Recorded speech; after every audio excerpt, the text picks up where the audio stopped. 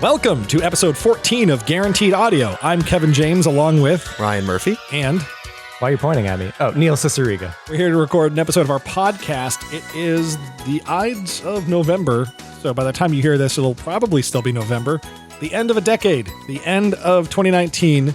There's another month left, but yeah. Yeah, but come on. We need a month to celebrate. You don't want to do it late. Yeah, we're trying to get out ahead of the other podcasts that are going to be doing a decade roundup. Yeah, we missed out on talking about Joker and the Sonic movie redesign, but we'll be here before 2020. God damn it. So episode 14 is going to be a theme-free episode. Correct. But we still have our rubric. We still have our structure. Let's start with Media Current. Media Current is one of the few pieces of plotted out programming we have in every episode, and it's when we talk about things we've been experiencing lately, usually movies or music, video games, any piece of artwork. Ryan, what have you sunk your teeth into lately? Well, since we last left off, which was a little while ago, I have a couple of things, which is why I'm going to be short, sweet, and to the point. But I'm open to questions from you guys. Unlike most episodes of Guaranteed Audio, Ryan Murphy read a book. I read a whole book, which when you're no longer ordered to read books by a teacher for school, college, postgraduate, whatever, it's really hard to get back in the habit. You start a book, you get 20 to 40 pages in, a real adult novel. It's hard. But Thank you. I feel alone in that sometimes, but you shouldn't. You're right. It's hard. I haven't read a book for pleasure in a long time. Kevin, isn't it super hard? Have you also had this problem? I just want to say I'm pro-literacy on Guaranteed Audio here. You'd think psychologically when you're not being forced to read, it'd be a little more liberating and fun after a while. Like, I'm just reading on my own accord. Mm-hmm. When I get into a good rhythm with a book, it is rewarding. Like I read through the first 3 Harry Potter books in like 2 weeks and I was having a lot of fun. And then I got to 4 and it was such a slog. I put it down and I still haven't finished it. And that was like a year and a half ago. There you go. It's hard, isn't it? Yeah, but yeah, you read those. You've read a bunch of Stephen King. You probably read a lot more than either of us, right? That's a bummer because I don't read that much at all. Most of Stephen King I read, especially in the last year or so, has just been going through the anthologies of Stephen King shorts, which are collections of things he wrote for like Reader's Digest and Playboy and stuff like that. And they're good. Most of the stories are like under 40 pages. Some of them are a couple hundred. Reading something that's not on a screen it wires your brain differently. The synapses to the neurons, it's good for you. It's good for you to read something that's not on a, So device. What are you reading then? I finished Margaret Atwood's The Testaments. Now, The Testaments is a sequel to The Handmaid's Tale. Okay. Now, I don't want to give away anything too much from this book, which is really fun, really exciting, but and you guys haven't watched The Handmaid's Tale yet, nor read the book. The short version is, I enjoyed it, but it kind of read like fan fiction, because Margaret Atwood hasn't touched this intellectual property since she read it in the 80s, since she wrote it in the 80s. And if it wasn't a multi-Emmy winning television show, Hulu exclusive, I doubt she would have dusted off the universe of Gilead again. It did read kind of like fan service, and I'm a fan. And I enjoyed it. When did these books come out? Testaments came out in September. The Handmaid's Tale came out back in the mid-'80s. I want to say 85. Okay. I can't remember the last time I read a book that was modern and current. I've had books heavily marketed towards me. Bruce Springsteen wrote a book. And I remember the marketing for that was attacking me for 6 months on Facebook, Twitter, YouTube ads. Like, you should really read this Bruce Springsteen book. And I was like, I love Bruce, but I don't care. Yeah. Like, I get it. I know enough about him. Like, I don't need to go that far down the rabbit hole with Bruce Springsteen. Reading a good book. It's totally new. It's called Garfield Chews the Fat. You guys get me books for Christmas like every year too. Well, usually they're not hard reads, right? Or books you can't read. Like you got me like a Simpsons picture book. It was an adaptation of the first episode. Oh, right. Yeah. I will say, continue. That was more just like a pop culture artifact. That's what I like books. I like books that are, You think they're quaint? Yes. I like books that you can kind of get some enjoyment out of them just flipping through them randomly. Coffee table books, stuff like that. Like the Far Side collections? Far Side collections. I love the Far Side. Sure. Yeah. Bringing that back.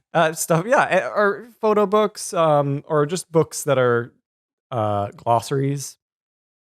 Reference material. Reference material. I will say something to tie in tie in The Handmaid's Tale and the Testaments to the audience of both of you in front of me, without spoiling the story. It's from the perspective of 3 characters, 2 of whom are new to us, and the third, this does not ruin it for anyone who's listened to it, or read the first book, or watched the show, is Aunt Lydia. Because with the first couple of pages, she said, "My name is Aunt Lydia." And if you've read the book or know the show, you know her. And I was happy to see that in the official audiobook version, on the television program, she's portrayed by Ann Dowd, who you might know as Patty Levin from The Leftovers. She's great. And she does, in fact, voice Aunt Lydia in the audio. As reading the book, I couldn't picture it as anyone else. I pictured old Winona Ryder. Like Winona Ryder in old makeup, like in Star Like in Trek? so many good movies. Yeah. Forgive me, but you're probably picturing Aunt Lydia as a sympathetic character. Yeah. Oh, no. I haven't read. Oh. No, I haven't read. I'm thinking Auntie Nelda from the Ernest films. Because I know absolutely nothing about. Oh my God, I would love to see a cosplayer Auntie Nelda, Aunt Lydia. If anyone at home, please, if you make this, send us pictures. We'll give you money. Yeah, I'll do. I'll hold up to that. But yeah, she's a scary person. Another fun thing I've done recently, shout out to our friend and ally, Max Pacheco. Max and I went out to the Brattle Theater. We waited for hours and hours and hours out in the cold. I wore the right shoes this time. Years ago, Max and I waited hours and hours to see the New England premiere of The Witch with the actress who played Thomasin and the director Robert Eggers. Yeah. And we did it again a few weeks ago for the North America premiere of The Lighthouse. Yeah. Now, Robert Pattinson and Willem Dafoe weren't there, but Robert Eggers was there again. Mm-hmm. It was a great show. He did a great Q&A, and it was super fun. I really need to see that this week. It's cool. I had the opportunity to see it, and I saw Terminator instead because I thought Terminator would be in theaters for a weekend. And I think I'm right. I think I made the right bet. Do catch it, though. I saw it with my wife and our first date movie in a while. And we needed a unicorn chaser afterwards because it's not really a feel good movie. Oh no.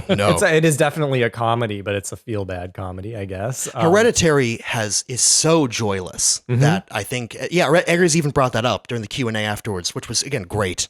Yeah, I had to have a little levity. It's only the second film I've ever made, and he wrote it with his brother of like, yeah, it needs some levity. I've learned some lessons. My good friend Anthony Guillen and I got a bite to eat the other day. My documentary, Not for Resale, was being shown at Fitchburg State University. And after I screened it, I did a Q&A where a bunch of film students asked about making the movie. Anthony and I got together. Anthony went to Fitchburg with me, and we were talking about The Lighthouse because Anthony had just seen it. And his summation of the film was that the theme of the movie is the old guard pretends that they're helping you and preparing you for the real world, and they're just manipulating you through this false guise of wisdom. Oh, there's tons of gaslighting. There's a lot. That's basically like the MO of that film, right? That's one of the MOs. Oh, okay. Yeah. That's a pretty solid interpretation. Yeah, there's a lot going on here, and I hate to ruin some of the fun stuff for No, Kevin. but that might be the most human aspect to the story, I'd say. I'll say this. The Witch might be my favorite movie of the last decade. I really like The Witch. I need to watch it more. I saw it in theaters. It's great. The Lighthouse, I don't know if I like it as much as The Witch. I probably just need to rewatch both of them. Okay. Yeah. But I will say, like, in terms of comedy, it's the kind of movie where you won't be sure what's supposed to be funny. Yeah. My advice I like is that, though. Yeah, my advice is feel free to laugh all you want. When it's time to be scared, you'll know. One last thing about Lighthouse before I move on to my media current. Willem Dafoe, he's, I think, 66. Been in a lot of movies. He is firmly in the part of his career where he can kind of coast if he wants to. Yeah. Not the case in The Lighthouse. I think it's still doing it. He's really, really, like, he's playing a very broad character. There's a lot of, like, he farts a lot and stuff like that. But when he gets to go on a roll and like really get on fire, like, he's so good in it. He the proper pronunciation of his last name is Defoe. Oh, I did not know that. But Defoe just worked better. Rolls off the tongue easier. Mm-hmm. You can find video evidence of him saying Defoe when he was younger on camera. Huh. He just stopped correcting people. Oh, the poor so man. Weird. You like, people just change your last name for you like that. Yeah. Neil, what's your media current? I don't know. Watched a bunch of bad music videos earlier. Sure. No, this won't surprise anyone, but I was listening to some mid-'80s Devo records. They have an album called Shout, came out in 1984. It is considered by fans and critics to be the beginning of the end for them. They were dropped by their record label after it, and when they finally came back, like 4 years later, like none of their albums after that were good. But I was listening to this album. I went through it a couple times, and I kind of think it's great. It's the backstory behind it is it's the Mark Mothersbaugh, the guy, like the lead singer and Mr. Rugrats. Yeah, the guy who went on to score Rugrats and Wes Anderson movies. It was his first album with a Fairlight CMI, which is like one of the first digital audio workstations where you can record music, you can sequence music, you can go back and change notes, you can play with samples. So that kind of aesthetic is all over the album. There's a lot of like very 80s reverb and little weird samples and stuff. But it's also just, I don't know, like, so that's what people hated about it was it was that classic mid 80s technology is taking away from like the heart of the drummer and making it sound more like a MIDI file. A lot of people thought that your boy from ELO did that to Tom Petty. Yeah. What's his name? Jeff Lynne. Yeah, a lot of people say Jeff Lynne ruined Tom Petty, which I think is crap. I think Tom Petty's singles were still amazing after he met Jeff Lynne. Yeah, but no, that happened with Electric Light Orchestra too. Their last albums were like not very acoustic sounding at all. I am personally a huge fan of that like fucking around with technology era of the 80s when when that kind of computer started creeping into the production line. You mean like the Kraftwerk? Well, I mean, Devo like had tons of synths before. They were known for having a lot of synths in their music, but this was the synths kind of fully taking over. But because it's mostly, for the most part, it's just this one guy, Mark Mothersbaugh, like learning a tool and having fun with it. Yeah. Like it pissed off the rest of the band. It pissed off the fans. Interesting. But I really like it on that level of having like kind of a sense of personal late nights, just like working with the machine. Sure. Could you say the name of the album again for the folks who are curious, like me? Yeah. Shout by Devo. Thank you. But what I like about it is if you approach it from the perspective of pretend it's not Devo who made, Whip It and all these like really fun kind of punky songs. Pretend it's like a mid 80s goth kind of band or something that has gotten a little bit weirder than you might think. From that angle, it's actually a really cool album. What year did it come out? I think it was 84. A lot of bands in the mid 80s did not adjust well to synthesizers taking over. By 1984, 85, you really had to incorporate it into your music to some degree. Yeah, big time. No, I mean, I wouldn't say it ruined like, David Bowie or Queen completely, but some people just graduated better into it. But like I mentioned a moment ago, I'm a huge Bruce Springsteen fan. You go back to songs like Dancing in the Dark and Born in the USA. That's super simple, conservative synth. Mm-hmm. Like it was probably corny sounding in 1984. It's aged well somehow. Yeah. But no, those guys, like, they're not going to be fucking around with like samplers too much and making like Shaka Khan type music. Sure. But like, yeah, Devo kind of dipped their toe into that. And I mean, Prince, certainly, we just put out our episode about Bat Dance, which is kind of like that brought to its like logical conclusion. Yeah. And at the time, that kind of sound, I think, was just considered very gaudy, and it aged really poorly in the 90s, I think. So a lot of people wrote off music like that, but it's really my jam lately. I don't know. Yeah. For my media current, I will, talk about a movie. I saw Terminator Dark Fate, as I just mentioned. I went and saw it on my own. I just saw some surprisingly positive buzz about the movie from people I trust. And I figured this might only be in theaters for one weekend. I just think it's going to bomb. The goodwill for this franchise has gone out the damn window because they've made so many bad movies. And Terminator Genesis is like incomprehensible. It's so bad in terms of sheer screenplay and editing decisions. The villain in the film admits full tilt. This doesn't make any sense. It's incomprehensible. We've ruined time flow. Like he says that at one point. Like it's probably not the way I'm imagining it, but it's really bad. Yeah. And it's not like Days of Future Past logic. We go like, we can wipe a clean slate and literally only keep the parts of the franchise you want. You're right. It's a mess. Days of Future Past goes to great lengths to explain what the hell is going on and illustrating visually what's happening. And there's an internal logic to that movie. Like there are a lot of people that will never be on board with that type of time travel. Yeah, like theorem. The Star Trek 2009 with Spock traveling between universes. It's not a tale as old as time. It's clearly just continuity juggling, you know? Yeah, but what I'm getting at is when we were younger, when we were teenagers, you would make fun of things like Back to the Future and stuff. You'd say like, this is so, none of this makes sense. Like causality loops and things like that. Oh yeah, like are really foolish. Like you seem to always like the first Terminator because it kind of hangs its hat on it in a way. Yeah. Where it's like, this is like the Twilight Zone element of this story. It's like, oh, and by the way, this is where the loop begins, right? Mm-hmm. Okay, so Terminator Dark Fate. Things I liked about it. Mackenzie Davis kicks so much ass in this movie. She kind of pushed me over the edge to see it. Once I put two and two together that she was the lead from San Junipero, my favorite episode of Black Mirror, and I thought she looked cool in the ads, I just decided, you know what, I'm going to see it. Mm-hmm. After all the good buzz and like seeing her in the ads. Do you two know anything about this movie?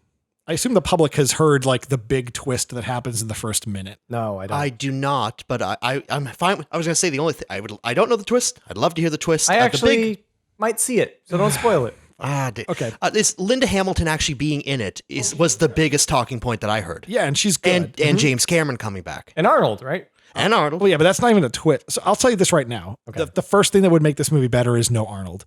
And it's not because he's terrible in it. Like he's written in a humorous way that somehow works. It's very corny humor, but it just plays well. But I remember thinking in the theater after the first big throwdown, there's like a 20-minute part of this movie early on. That's like a condensed Terminator film where like the two Terminators meet. One's trying to kill someone. One's trying to save someone. There's a big chase scene involving large vehicles on a highway. And it's awesome. It's almost exclusively practical effects. They come up with kind of a cool hook for the new bad Terminator because that's what they always have to do. They have to figure out a way to make it even more complicated, but they kind of hit a wall with the T-1000. Like that's it. It can look like other people and turn into weapons. Like just walk through the movie like butter, you know? Yeah, well, yeah. Like Torian's point, it's still the scariest thing. He can just make knives out of his fingertips. It's terrifying. Like he just stabs you right through your eye. It's but you still can't figure out pulling a gun through bars. That was so funny. It's so funny, but it's also just like. Yeah, it's brilliant. I know. Terminator 2 is great. Like, don't think about it too hard. Yeah. Have fun with it. Yeah. So this movie, though, basically right after that 20-minute period, I distinctly thought to myself, man, I kind of wish it was just this because it was all the new actors. Like Linda Hamilton and Arnold hadn't shown up yet. And I was just thinking, I'm good with the new players here. It's very much Force Awakens with Terminator. Okay. I do not like Force Awakens. I just saw right through it. I thought it was too lazy. I'm sorry. Like it was that's fine. Produced well, but just writing wise, I'm sorry. It's just episode 4. I know everyone said this, but I thought it in the middle of that movie several times. Like, why are these new characters just clearly one-to-one analogs to other characters? Like, how stupid do they think we are? Yeah. Apparently everyone's stupid. Pretty dumb. Because they keep making Star Wars movies and they keep making, no, they're not making as much money as they used to. Let me ask you, Kevin, as a fellow Terminator fan, as we all enjoy the Terminator films, when Terminator Genesis came out in 2015, Terminator 5. Yes, there were more bad Terminators than good ones. Yeah. Are there still? Is this better or worse than Genesis? Oh yeah, this is good. This is a good movie. Excellent. The coolest thing about it is just, so I'm so desensitized to this.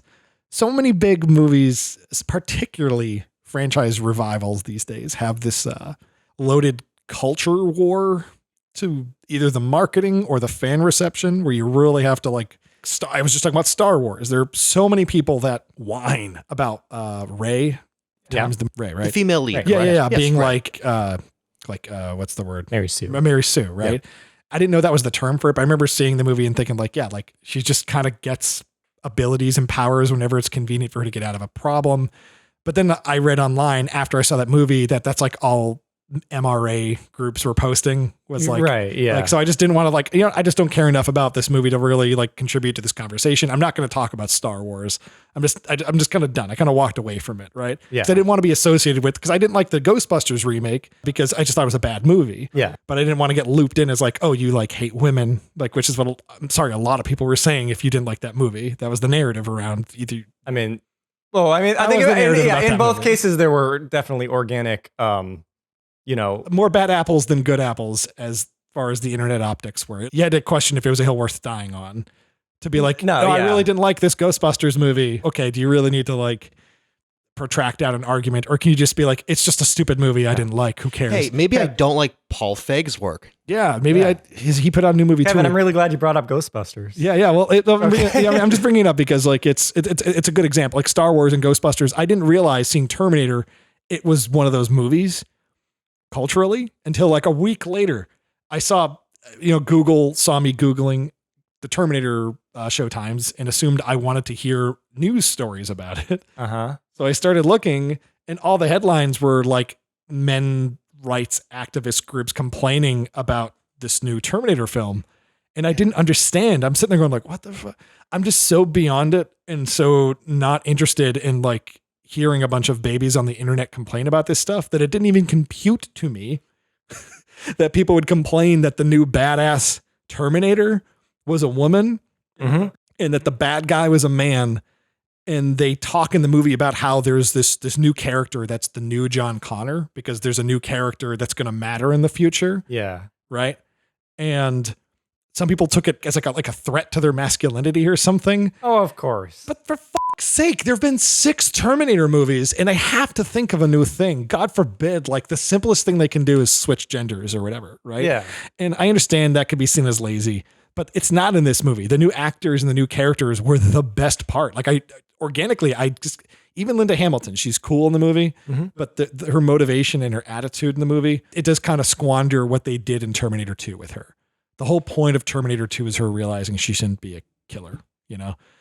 She sees what she's about to become when she's about to murder a father in front of his son, and she's like, oh, I have to be better than this, or I'm just becoming the thing I hate. And then this movie, she's just like swearing every scene.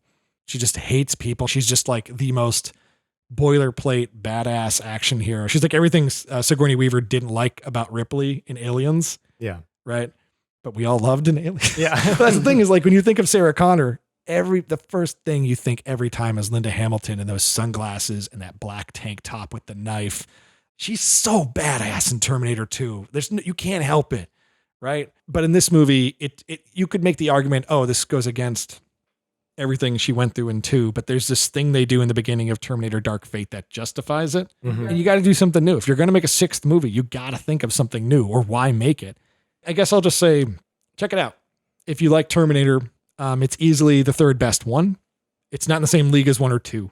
That's about all you can expect. Yeah. It's better than the RoboCop remake, which I kind of liked. I saw that and I remember so little about it. Yeah. It's very forgettable. Yeah. I just didn't see this movie being controversial. It's Terminator 6. I haven't caught wind of the controversy. Something interesting, and Kevin, if you could go into depth with this without spoiling the story, which is a contradiction. It's tough. Not that long ago, I read a quote from James Cameron from an interview he'd been doing years ago, in which, as I'm going to read it, I'm citing my source here. James Cameron, never one to mince words, on why he made the T-1000 in Terminator 2 look like an LAPD officer. And the LAPD, back in the early 90s, had a lot of loaded, problematic behavior, imagery. We're talking Rodney King. We're talking OJ. It's the LAPD. Do you think they could do it nowadays? Do you think like if they made the bad guy in a movie like an LAPD officer, like a big budget movie, like a $200 million movie? I don't know. Because they kind of do that in this one. To quote James Cameron, quote, "The Terminator films are not really about the human race getting killed off by future machines. They're about us losing touch with our own humanity and becoming machines, which allow us to kill and brutalize each other. Yeah. Cops think of all non-cops as less than they are, stupid, weak, and evil. They dehumanize the people they are sworn to protect and desensitize themselves in order to do that job." Yeah. End quote. Now that's James Cameron quoting. I did not just say cops think of all non-cops. That's James Cameron. Yeah. Man, that's a good quote. And I've read, without spoiling the story, that Terminator Dark Fate makes the United States Border Patrol the villain. Yes. Okay, interesting. It's cool. Okay. It's not cool movie, but it's cool. It's cool that a Terminator movie with like 150 mils the budget goes for that. And you think about Terminator 2 in particular, that movie, James Cameron was coming off The Abyss, right? Yeah. And where he was the villain. He needed a safety. He needed a safe bet. And he kept putting off during T2. And it got to like this, it was like T2 came out like 7 years after T1. That's a long time. He didn't play it safe. That movie's so ambitious and so expensive. And everyone, like a lot of people, that's like the story of his career is he spends a lot of money and people root for him to fail. Thank God Butnick didn't trust the LAPD. And he went straight to John Connor and said, that. Man, get out of here. Hey, that cop's scoping for you. And then his buddy walks up to the T-1000 and goes, hey, I think I saw the kid you were looking for over here. That's pretty cool. It's pretty good. You know what? The T-1000 should have been played by the guy who played Ugg, though. How great would that be? Ladies and gentlemen at home, for those of you more tech savvy, if you could deep fake that, we'll be happy. Does anybody out there even know what I'm talking about or who I do? Oh, they will. You guys do. I know. If Zeke the plumber is a meme. I called him Butnick. You did call him Budnick, but I don't think Salute Your Shorts is getting a reboot anytime soon. I'll put it that way. I really would love to hire Danny Cooksey to do something. I don't know. He's like one of those actors that's like in the back of my head. Like I'd love to like have him replace one of us in an episode of New Kids on the Rock or something. No, like I know like one of my dream actors to work with is like Toby Huss. He's just good. And so he's in the new Halloween movie that came out like a year and a half ago. Yeah. And I remember being in the theater, like jumping on, ooh, Toby Huss is in this movie. I hope he doesn't die in the first 5 minutes. I didn't know he was in it. Cool. Yeah. He plays like, just like kind of like the loser dad no one likes. And he's in most of the movie, which made me happy. He doesn't get to really spread his wings, so to speak. But that was my media current. I watched Terminator Dark Fate, and it's okay. It has some cool ideas. And Mackenzie Davis, man, she should be in more action movies because she's really cool in Terminator Dark Fate. Oh, I'm sure she will be. But then again, get bombed. It lost like $100 million. Oh, boy. So she probably won't be, which sucks. Even if it were a big success, because like Sigourney Weaver didn't end up in a lot of other action movies for doing Aliens. She did 4 Alien movies, 2 Ghostbuster movies. I don't think Sigourney Weaver wanted to be an action star. Yeah, that's possible. Yeah. I always found it surprising that like she went from Aliens to just like Ghostbusters 2 playing a mom. You know, it's like I don't know. I wish she had more fun stuff in her resume. I mean, there is fun stuff. Yeah, she was in like WALL-E. You know what I mean? Yeah. I've seen her in documentaries in recent years. She does like voiceover work for so fun, Kevin. I think you know what I'm saying. Like, I want more like Aliens. You just want more Sigourney Weaver. Period. Yeah. Did you see the most successful film of all time, Avatar? Isn't she just like a suit in that? Oh no. Oh wait, no, she has an alien body. Yeah. Watch out, she smokes cigarettes. Yeah. Ooh. Yeah. You know, it's pretty big movie, Avatar. Yeah, you know what? I've been meaning to rewatch that movie for the last 10 years, so I'm sure I will at some point. And you know what? When she shows up, spoiler, ladies and gentlemen, when she shows up at the end of Cabin in the Woods, there's no one's going like, what? They're like, hey, that's cool. That's the person you get. It's really cool they got her for a day. Totally. They do the same thing in what is it? Be Kind, Rewind. She's good in that too. Oh yeah, there you go. Galaxy Quest. She's great in Galaxy Quest. Oh, you know what? Galaxy Quest. I like her in Galaxy. We love her. Yeah. She was in Holes. Oh yeah, she's pretty cool in Holes. She's a villain. Yeah. Yeah. So there is. She's in Dave, which is like Dave movie I really like. Dave is a fine boring movie. Yeah. Boring not as a diss. It's just like let's just watch Dave. Kevin Kline. Yeah. Frank Langella. It's a comedy movie from the mid 90s. Sure. Not super funny. But did you know the story of Dave, Ryan? No. It's about a guy that looks a lot like the president. Oh, all right. The president needs like some invasive like heart surgery, I believe. Mm-hmm. And so they're going to swap him. And Sigourney Weaver is the first lady. They're on rocky terms, like their relationship, like the president and the first lady. Yeah. Is it Kevin Kline? Yeah. From Wild Wild West? Yeah. The very same. Phoebe Cates' husband.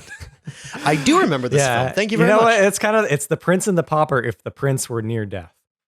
It's pretty good. Because that movie has the president like in a kind of in a, like not in Area 51, but like in a bunker in the White House. He looks like Zordon in the Power Rangers movie when they break his aquarium. Really? I don't remember that part. They're just keeping him alive. I don't think he comes back. Look at Sigourney Weaver's career. She's been in a lot of good movies. She's been in a lot of good movies. Working Girl? I'm talking genre movies. Okay. Yeah. Why wasn't she in more? I think she famously didn't like what she did in Aliens. I didn't realize that. Yeah, she got paid a lot of money to come back, and Cameron had to fight to keep her in that movie because they thought she was too expensive. Mm-hmm. There's tons of interviews. They're on the DVDs where she says, I don't like that I use a gun at the end of that movie. And she talks at length about why she thought Cameron did it very well. She basically regretted doing it. It's like Jim Carrey talking about Kick-Ass 2. It wasn't until he saw the first cut. He was like, oh, man. You know what? That's fine. Yeah. She has like political reasons for like feeling weird about doing action movies. That makes sense. Jamie Lee Curtis said the same thing about doing the new Halloween movie after doing it. She was like, yeah, I'm playing a character that's like all about guns. And I'm kind of not down with that. And then when you watch the movie, the scenes where she's like really all about guns and doing target practice easily could have been cut from the movie. Huh. It's just gun porn for the trailers. That's unfortunate. It's really stupid. All right. We're going to take a break and come back with a bunch of questions from our patrons. Yeah. So It'll be real great. Oh, yeah. That's our song. It'll be real great. Breaking news! They fixed Sonic the Hedgehog. They did. They listened to our podcast and they fixed the movie for us. Man, we did it. Yeah. No, we all watched the trailer. They updated the CGI a couple days ago. It looks Everyone's better. seen it. Yeah. It looks better. Hats off to the VFX people who, how long has it been? Like 4 months? I don't think it was that long. But I am so out of touch with the effects industry. I don't know how long this stuff takes anymore. Regardless of how much time it took to do, Yeah. the design is way better. Yeah. Not just because it looks more like cartoon Sonic.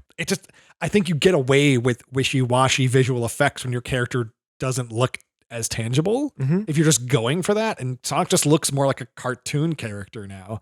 Yeah. And that's probably cheaper to pull off than that earlier design that was like, I don't know what they were going for. I guess they were going for, well, if you created Sonic in a lab in real life, this is what he'd look like. Yeah, if you had to gene splice him like in Gremlins 2 or something. So the first Sonic the Hedgehog trailer came out April 30th. Okay. So that's 6 months and change ago. So it took them 6 months to do what they did with the Sonic trailer. And did the movie's release date it's get now pushed? February 20th. They moved it back 2-3 months. Because of the internet. Yeah, I mean, honest to God, like they just, whoever made those creative decisions, it just looked bad. I'm sorry. Like when it originally came out, and we've talked a lot about Sonic on this show. Mm-hmm. I thought it looked like a mediocre movie with a pretty poor design for Sonic. Yeah. When you look at the new design compared to the old one, yeah, it's shockingly better. It's like, oh, that's right. This is why they keep doing the Felix the Cat blue mouse thing. It looks good. Like it's a good design. And I love, like, for anyone who's less familiar with that much older intellectual property. Yeah, Sonic and Tails and Knuckles and most of the core characters are totally of the Felix the Cat aesthetic, which I really like. It just looks by better. way of 90s. Yeah. By way of 90s. He almost has like the one eye thing, but he has just a little bit of a bridge nose thing to interrupt it. But I think, But did we all feel weird when they announced that, like, oh, we're going to fix the movie. We're going to redo it. It felt like as if, like, oh, if you sent some food back at a restaurant and then the restaurant closed and you're like, no, it's fine. It was just one bad meal. Like, no, I'm glad they fixed it. I am too. But at the time I was like, oh, really? You felt exhausted just learning that news? I understand the shame of, oh, are we giving the baby its bottle here? Do we complain too much on the internet about things that don't really matter? Absolutely. Sure. Absolutely. But agree here. Sonic matters, goddammit. No, but if you're going to spend $90 million and make all these visual effects artists and animators and like people on set, like doing all this work just to make Sonic the Hedgehog, like the movie, so you can make money off of it. Listen, like I can't imagine a creative person. I can't think of a creative person I've met who would have liked that design. Remember how long his legs were? When he'd be standing there, Sonic the Hedgehog, looking at his watch, and his legs are like 3 feet long, and his torso is like 8 inches tall. It looked bizarre, but now looking at the new Sonic, I can't imagine someone of sound mind. It had to have been a money decision. Like, we got to appeal to teenagers. We got to make this movie sexy. You got to want to fuck Sonic. Like that has to be what steered that design. So I'm kind of okay with whatever suit made that decision getting just slapped in the face for a month with social media, this like outpour of like, this looks ugly. Why doesn't he look like Sonic? Like, I'm sure this guy blamed the animators. I think there's been too much talk on the internet. I've seen a lot of people tipping their hat the last week since the new trailer hit towards specifically the people who did the work. Yeah. Like I've seen a lot of like good work animators. Like, oh my, like are people, the conversation we're having now about, oh, are we like giving into fanboy drivel on the internet? That conversation was happening back in like May. Yeah. Like, are we giving in? Oh no, the poor people who have to make this movie, how are they going to pull it off? You know? Yeah. Like, I think the public has been very considerate of this. And I'm sure there have been VFX people working really hard. Yeah. But someone had to make that decision. It had to come from down on high, an executive or some producer. A group, a committee. Yeah. And that committee got firmly told no by the public. So my hope is that that's the case, that those people now have this mark of shame, like, and it's not like affects people like the animators. They're just given like shot lists and a character model, like a spec sheet. Like here's like an isometric view of the character. Here's the model, animate with this, go. I'm sure someone got fired. Yes. Yeah, no, I just hope it was the right person. Yeah, the cynical part of me thinks that like whatever suits or boardroom wanted it to look like that in the first place, or didn't know what they wanted and ended up with that in the first place. Yeah. When it backfired, they probably did not blame themselves. That's just my guess. Yeah. I saw a post, I think summarizes a lot of what we're talking about, of a picture of terrible looking Sonic and strange looking blue Will Smith as a genie, and one of the cats from Andrew Lloyd Webber's Cats, and it said, all jokes aside, VFX artists, seriously, what's happening? And a guy responded, again, I would love to cite my source, but feel free to comment. I know exactly what you're talking about, though. Yeah. And he said, okay, here's the thing. I can't tell you what company I work for because I'll be fired, but I'm a video effects artist. The client is always right. We work ridiculously long hours, knowing that if we say no, if some cigar chomping idiot is there going, make them more blue, and like more blue. If the client is always right, you have to do what the client says, or there's another studio down here and another studio. There's no VFX union. There's no VFX union. It's like video game designers. Like you get told like, here's the project, you're a contractor, go do it now. So you got guys working 20-hour days, not showering, sleeping on the couch, going shifts, and they're like, by the way, yeah, make Sonic more fuckable. Like this is no. And if you say no to the client, they're like, then well, there's 1,000 companies down the door, and we'll see another one. And we'll find a college kid who will do it for less money and quicker because someone they desperate. Won't sleep. Yeah. Yep. And we might sound crazy saying make Sonic more fuckable. You know what I'm getting at, right? We're not saying they succeeded. No, they didn't succeed, but they thought like we need to make it so Sonic has appeal beyond children. And maybe you just have to accept what Sonic is and be like, okay, we're going to make money from kids because Sonic works on kids, as we've talked about on this show. And you're going to make money off people who, remember the 90s. And they liked Sonic. And that's why Jim Carrey's in the movie. That's why he played that Coolio song in that first trailer. Like, okay, you're going to get them. You don't need everyone else. You don't need to make $1 billion on the Sonic movie. Sonic will not make $1 billion. It's not Star Wars. It's not Spider-Man. They just stretched the concept too damn thin. And that's what happened. The new trailer, beyond the redesign, I think it gives you a much better idea of what the hell that movie is. Right? Sure. It's trash, but I'll probably see it. I'm thinking about a recent success in this department, because we could talk about these weird CGI characters. We could talk about Alita, Battle Angel, and all this stupid crap that you just go, ugh. The uncanny valley for ad nauseum. We could talk about it forever. And for those of you less familiar, it's that line between things that look creepy right before they look so real they seem real. Yeah, and so this new Sonic design is like firmly in the I'm just a cartoon, don't worry about it. Yep. Yeah. That Robert Zemeckis, when he makes everyone Jim Carrey or everyone Tom Hanks, and you're like, ugh. Yeah. A success in this department? Detective Pikachu. Yeah. Just make the Pokemon look like Pokemon. I think that they took a page right out of that book. Yeah. I think they're just like, oh yeah, why don't we just make Sonic look cute? Make Sonic look like, hey. Someone put in a lot of work making this character cute. Just use that work. People there are a bunch of different character designs in the Pokemon movie, in Detective Pikachu. A lot of them have changed a little. A lot of them, making them from an 8-bit game to the quote unquote real world. And every single design I saw, I went, yeah, great. Do that. Yeah. Good work, guys. There's some like comic books and like cartoony characters that when you adapt to live action, I can understand like, okay, well, we can change some things in the translation because this is supposed to look like it's really happening. You can't do that with Sonic the Hedgehog. I'm sorry. Like there's not enough going on. Like Sonic's look is like the cardinal thing. Yeah. Right? Kind of a shout. I mean, I know there's a lot of Sonic lore now. There were 2 cartoons. The video games got plots at some point. Yeah. But when you're boiling it down to its essence, the way you would for making the first movie, that is just a kind of a shallow nostalgia cash in. They're throwing all of that out. Don't overthink it. Yeah. So just like go with the shallow. He's just a sprite. He just looks cool and he has a voice like this and he runs fast. Like I can see someone going, maybe it's too hard to make the Wolverine costume work. Like I kind of get that. I kind of forgive that. Someday I'm sure they're going to do Wolverine in the yellow spandex. I'm sure Disney's working on that right now because the Avengers are done, right? And the X-Men's probably the next safe bet. Yeah. But something like the Yogi Bear movie, Like they didn't really. I'm not going to talk about the Yogi Bear movie. I don't know. But to Pikachu, to Ryan's point, like just make it look like Pikachu. Don't overthink it. If the market loves this thing so much, just do the thing. Yeah. You know? Well, again, this conversation was had months ago. Yeah. The new conversation is it looks okay now. Yeah. I'm probably going to see it. Okay. What about you, Ryan? Are you going to see it? Sure. I'm not. I finally played Sonic Adventure for the first time. What'd you think? It's terrible. Oh. I played it on my PlayStation 4. It was a Sega Dreamcast launch game. It was like a 3D Sonic game. It was kind of Sega's answer to Mario 64, which is a big check to write, hard to cash. And, 3D platforming video games are some of my favorites. It's probably my favorite genre.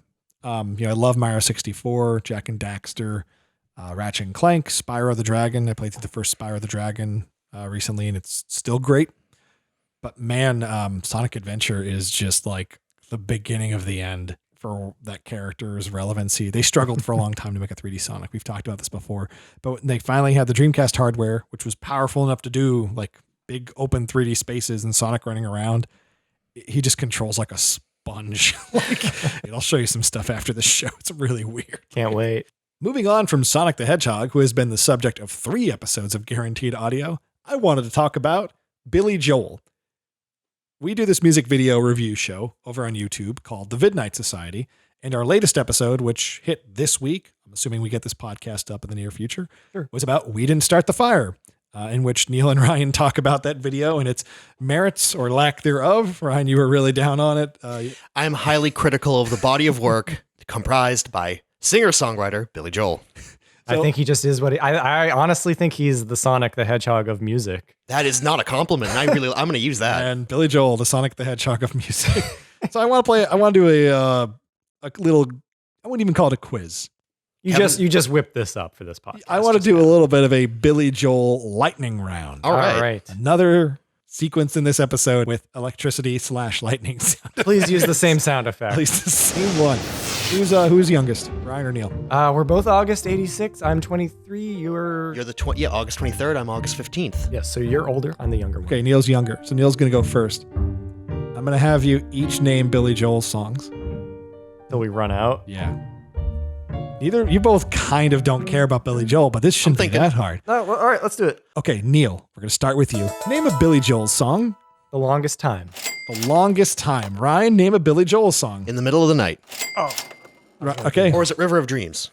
Who cares? I know what you same mean. song. Yeah. When I was like 6, that was my favorite song on the radio. Quit buying time, Neil Ciceriga. What's your song? Pressure. Okay, Ryan. We Didn't Start the Fire. Damn it. Neil. Still rock and roll to me. Ryan. Small little New York City restaurant. I'll give it to you. Italian restaurant. Okay, Anthony's song, Moving Out. Okay. Oh, did he make something about how 9/11 was about him? Because I know he said that. Why should I worry? Oliver and Company. He does the song. I think it's called Why Should I Worry? That counts, sure. Oh, Piano Man. I got Piano Man God, here. Piano. That's the song about a man who's a piano. Wow, I wonder who got that idea. Ryan, can you name another Billy Joel song? When I'm out on the street by a better musician. Bruce Springsteen. It's Bruce. It's not. They're both in New Jersey. There's quite a few big songs. Like, do you want me to give you a hint? Hang on. Do you want me? Yes. Okay. Billy Joel wants to date a girl. She's from a certain part of town. Uptown Girl. Oh, yeah. Okay.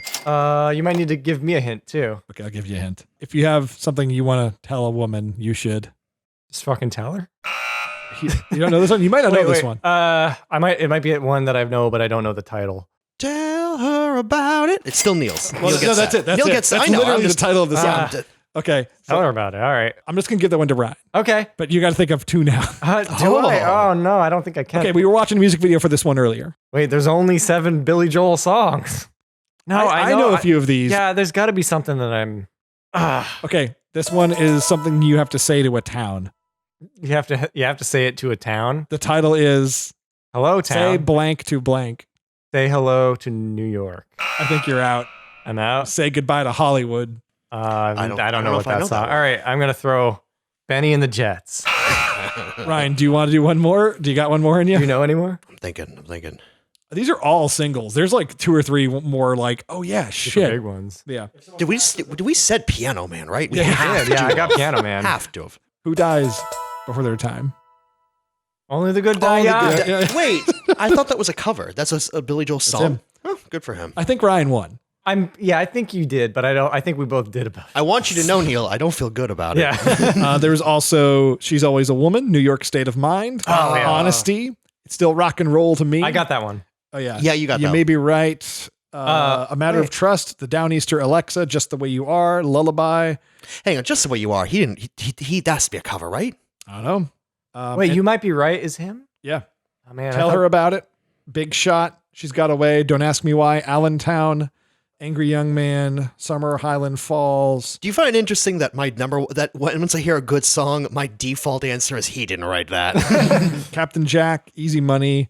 All About Soul. I like this one. I Go to Extremes. I enjoy that song. I know that title. Yeah. But okay. Ryan won that one. That little quickie Billy Joel Thank you. trivia. That was fun. That's good. Yeah. That was an easy one. Yeah.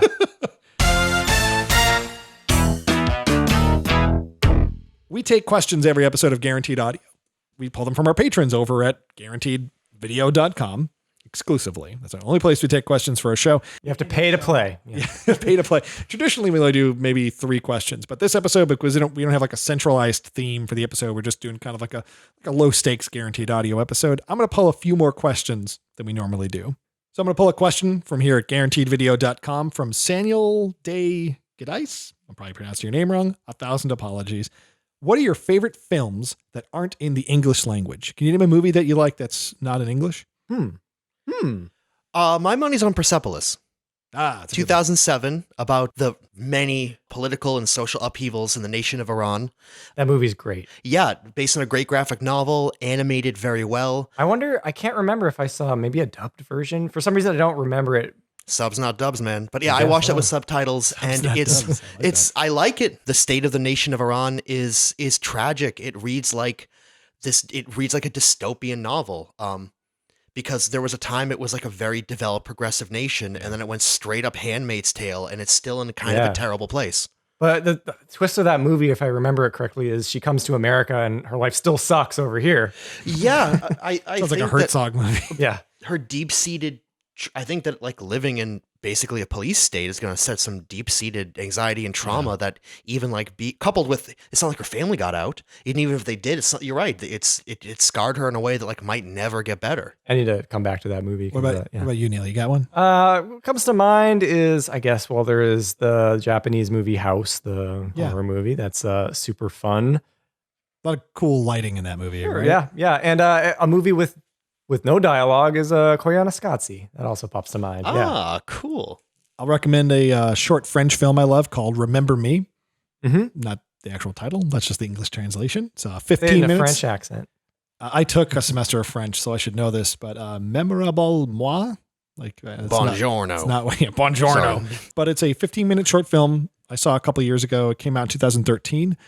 You can find it on Vimeo. Is this the one that's a musical? No, Oh, what am I thinking of then? this one is about a man who, it's only 15 minutes. You should watch it. Okay. It's a little spooky. It's a little sci-fi. Ryan, we'll watch it after. I think you'd really like it. Cool. But yeah, Remember Me came out in 2013, directed by Jean-François Asselin and Amy Lim.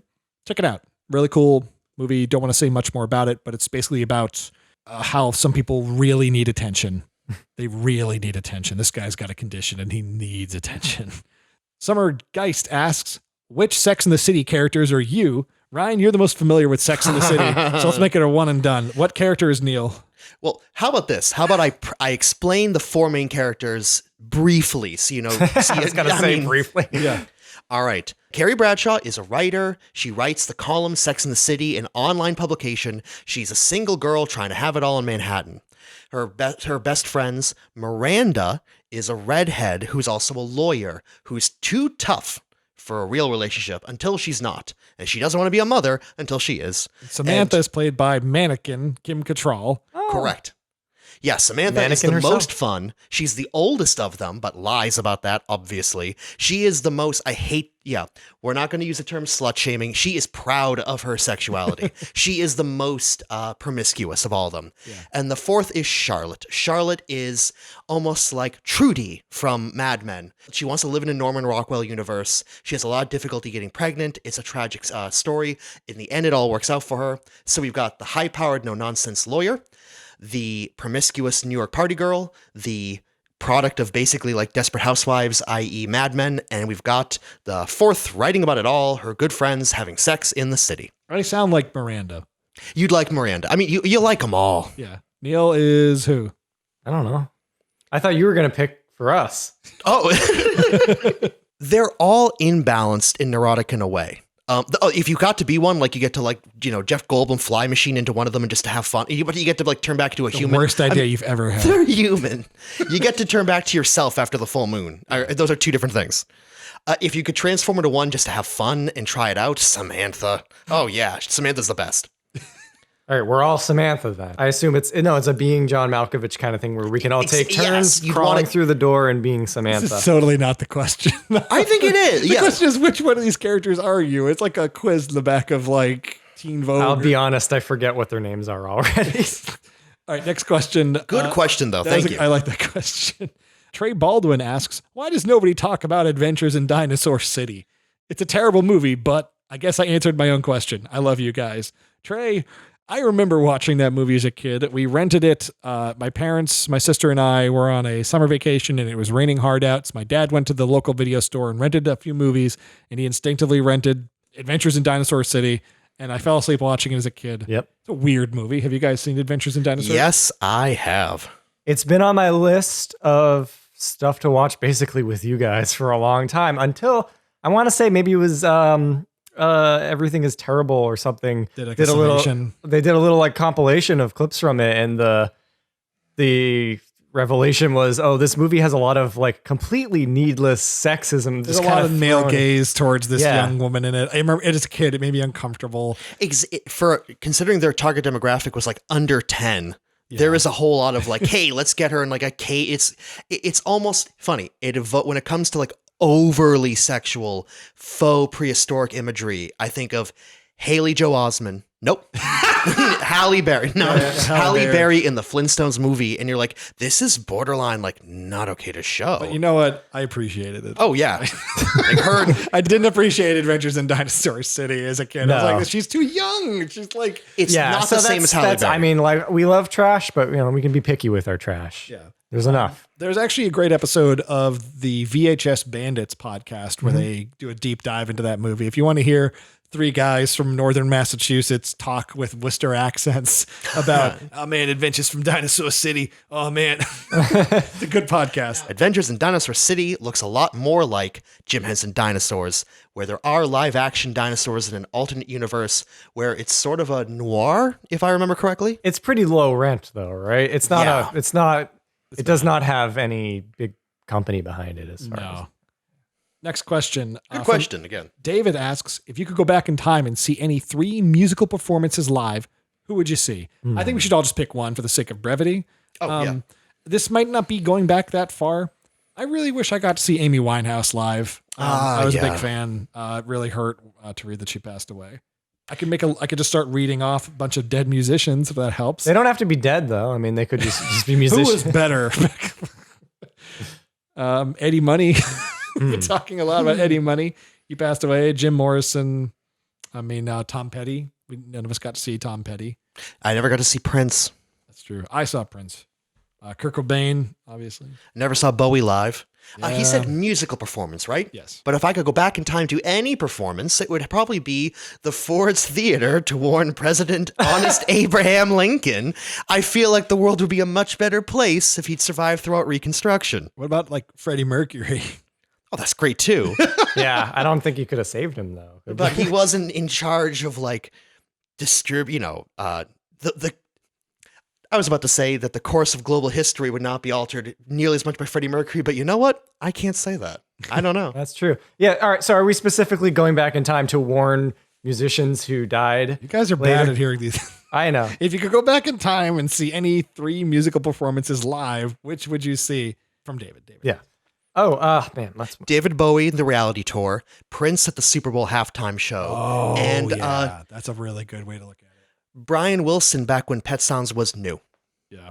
Which I don't believe he actually performed live when they were touring at that time, which is a shame. Or just to be in the studio. Yeah. I would have to find like when Amy Winehouse was at her prime, because towards the end there were some really rough shows. It probably would have been a big bummer. I'm trying to think of a band like that. Maybe it just would have been cool to see them like in their infancy, maybe. Someone like, I don't know. I'm sure the most difficult hipsters in the history of the earth. Like, yeah, I saw Lou Reed and the Velvet Underground before they were popular. Like, well, I actually saw a band a couple Halloweens ago, probably 10 years ago, do a very specific Bowie cover act where they came out dressed up as Bowie and the whole band, but they were specifically covering a bootleg of a show they had. And they listened to it for like a month so they could all get like very distinct mannerisms down, like things Bowie would say between songs, like as they like tuned up and things like that. That's cool. It's a cool like little bit of time travel. Nice. Yeah. Actually, you know, this is a really easy answer for me, but I'd go to one of the Stop Making Sense shows. That'd be great. Yeah. If I had to pick a specific show, Talking Heads. There's a legendary Bruce Springsteen performance in 1978. It's like the most widespread Bruce Springsteen bootleg ever. It's the Winterland show. Mm-hmm. It was broadcast over the radio back then. I've had a bootleg of that for years, and it's one of my favorite things to listen to every December if I'm driving around and the snow is out, because there's some wonderful moments in the performance where Bruce starts talking in between songs, like, okay, this next song is about... But this for everybody back home on 6th Avenue in Asbury Park. You couldn't have ever been there. Who I'm sure will hear this someday through the magic of bootlegging, all right? He's like proud knowing that everyone's going to steal all these songs. They're just going to record it off the radio. Really good show. Bruce Springsteen, 78 Winterland. Next question's from Jay Spears. Do you have any advice for a beginning filmmaker? You guys have inspired me to get into filmmaking, but I'm not sure where I should start. Do you have any tips, rookie mistakes to avoid, equipment recommendations, etc.? Beginner advice for a filmmaker. My first bit of advice is be concise. Don't overscope. If you're writing out your script, and you should almost always have a script, keep it short. Less is more. You'll do better. You can like put more effort into a few inches of a movie versus miles of a movie. Mm-hmm. Try to do 5 minutes tops for your first few projects and do your best to get good audio. You can shoot on the worst camera in the world. Just shoot on your damn phone, but figure out a way to get good sound. Because when it comes to the outdoors, natural light is your friend. You don't realize how powerful and useful it is, but yes, there's no shame in ADR. There's no shame in redoing the sound on everything. We've done that on many projects over the years where we just line by line re-record. Most of the time, people don't notice. Or it works in the favor of the like computer reality fighters we're creating. Yeah. Yeah. I actually have the opposite advice from you, Kevin. Waste your time. Make a really big movie. At least once early on while you can get away with it being kind of slapdash and just like make something over the summer. We did that back in 2007. We all had like half-hour of these movies. Yeah. Like half-hour productions. And like, yeah, maybe they're not the most rewatchable thing in retrospect, but at the time making them and like piecing these at the time. We're glad to have them. Yeah, they just like felt very epic, and I was just like having dreams about the final products and stuff. Oh yeah, it is enjoyable to bite off more than we have the freak advantage of having known every one of us. You know, we had like you who like knew how to score, for example. Yeah, right. Like we had these advantages a lot of other people didn't have, and it's very rare, I think, to be like, oh no, I'm just gonna have 8 people dedicate their day to day to be in a movie. If you have that access, and it gets harder as you get older. It gets much harder. I think my big reason for pushing for shorter stuff is that no matter how long or short a project is, feature film, 20 minutes, 5 minutes, 60 seconds, 10 seconds. Yeah. You always have a certain catharsis that you take away from the movie. And personally, I think I don't think the volume of lessons I learned from a project are correlated to how long that project was. I've felt that.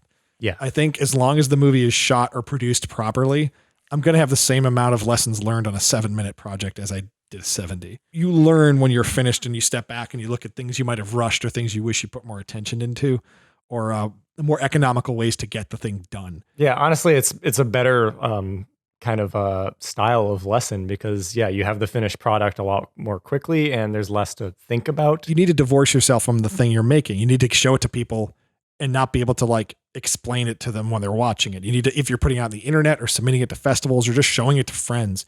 When we first started making movies, we showed things literally on the camera. Ryan and I would bring cameras around and plug them into TVs and play the movies off the DV tape. Yeah. Yes, through the yellow white, you would edit like hey, these are today's dailies, which is by the way kind of the scene because we shot in sequence. Yeah. I gotta say, for the kids out there today, it's like inches away from the year 2020. The world is a radically different place, and you're operating with different tools and you're distributing in a different environment. It's hard to get somebody to sit down and watch 10 minutes on their phone, on their laptop, on their tablet. Doesn't matter. People are going to scroll through, that video is 4.5 minutes long. Click. I'll get back to that later. To us all the time. And later becomes never. Yeah. But the world is just simply very different than literally decades ago. Yeah. You have to adapt to that. When we were first recording things on mini DV tapes on camcorders, aiming for 1080p was just something that cost like thousands, and now it's on every smartphone. We started working on projects before the world of smartphones. People do not walk around with an HD camera everywhere they go. I have a Moto G5 Plus. It's like a $200 smartphone. It shoots 4K video. And it's okay 4K video. It's not great. It's not iPhone or Pixel 4 like quality. Yeah. If you only have so much money to invest in equipment right now, and you're like thinking, I need to get a camera, I would look at the A6000 or any of the $500 Sony mirrorless cameras.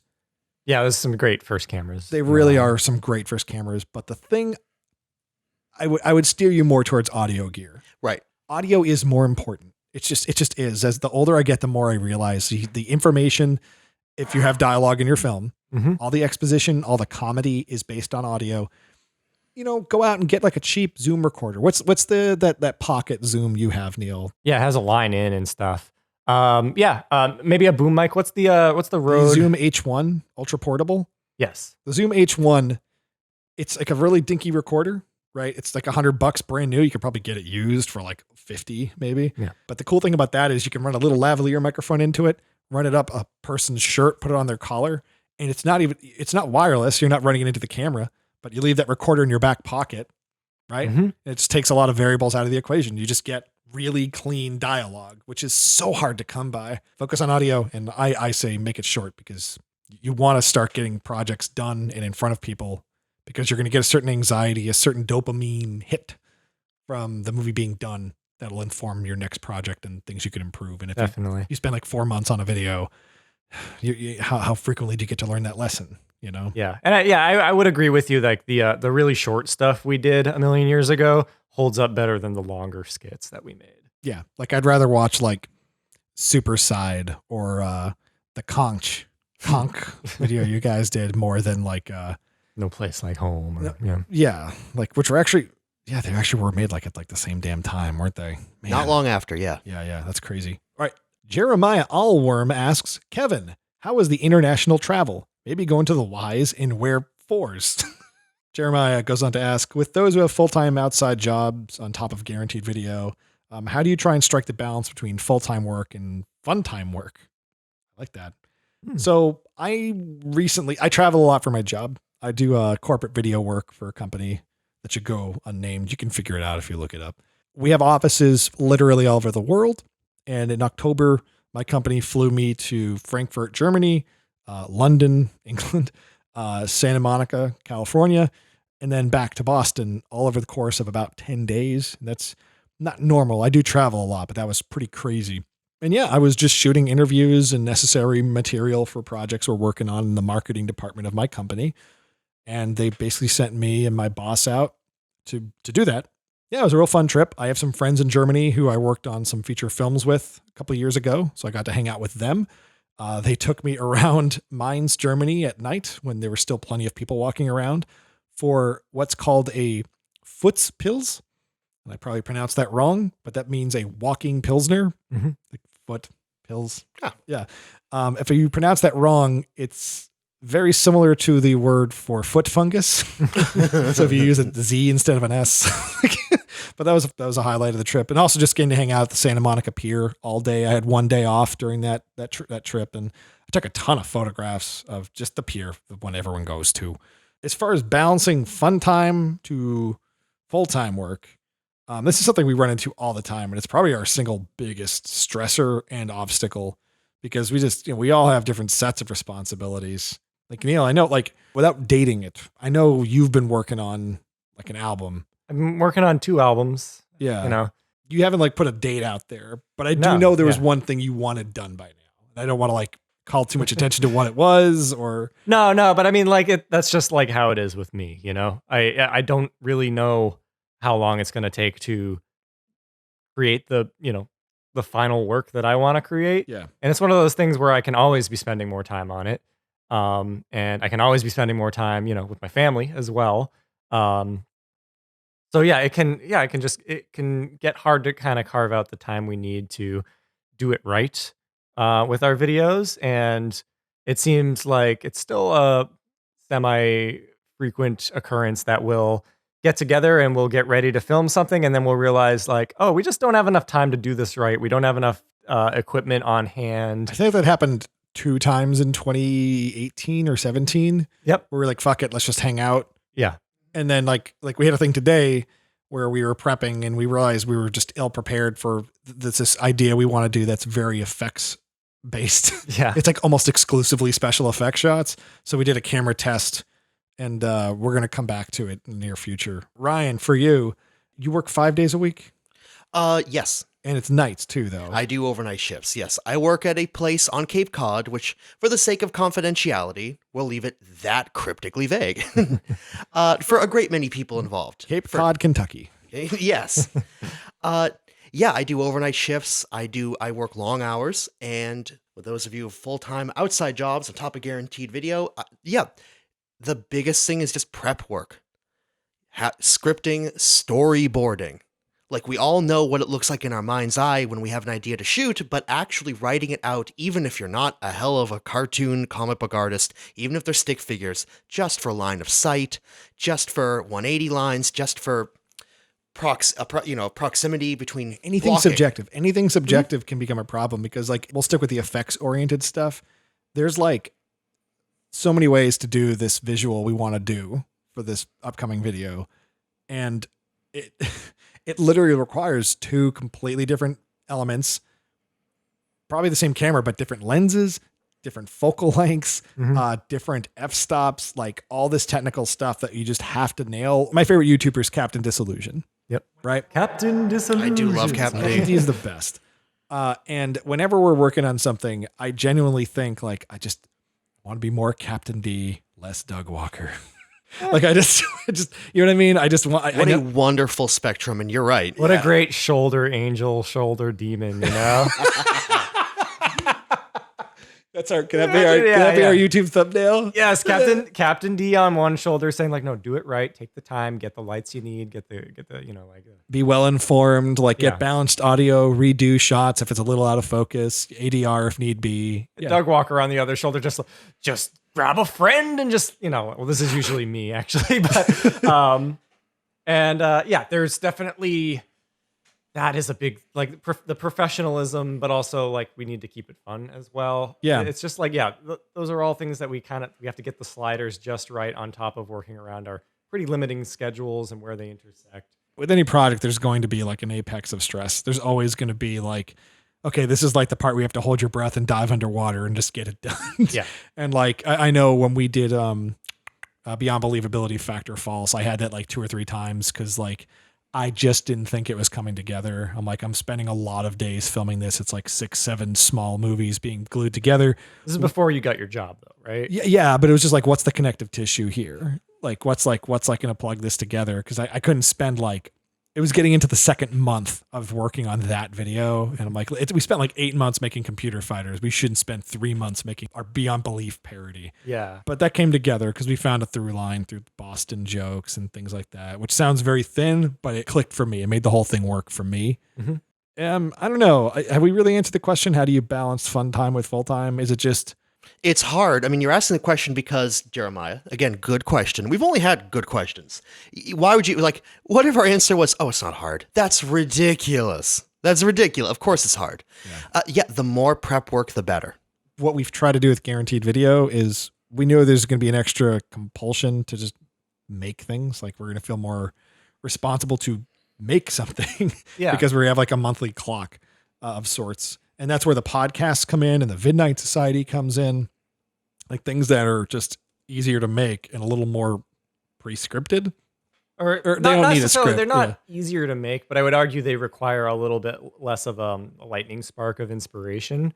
Whereas making a short film, we really need something that we really believe in, and we don't always feel it. Vidnight Society does require work. It does, like lighting and making sure we have things to talk about, and the editing process can take a certain amount of time.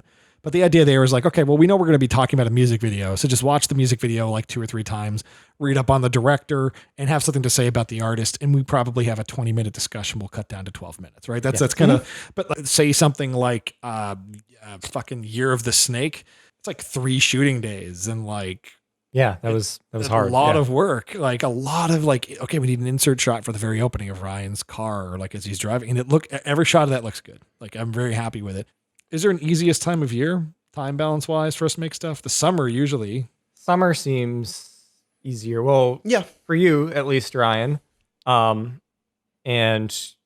in this case, you because you didn't have your job yet. Yeah. But yeah, just in general, it's just I think the schedule issue is probably what hamstrings us the most. Just because sometimes there's only one day in any given week that we can all get together. And that's not always a day we want to sacrifice to. Or if it rains out. Sure. Or we're just not 100% ready to do something. And we don't want to like marathon, like sprint film something that we're going to have to spend a week repairing later. Like we shot The Lawn Mowing Man in like an hour. I love to tell people that.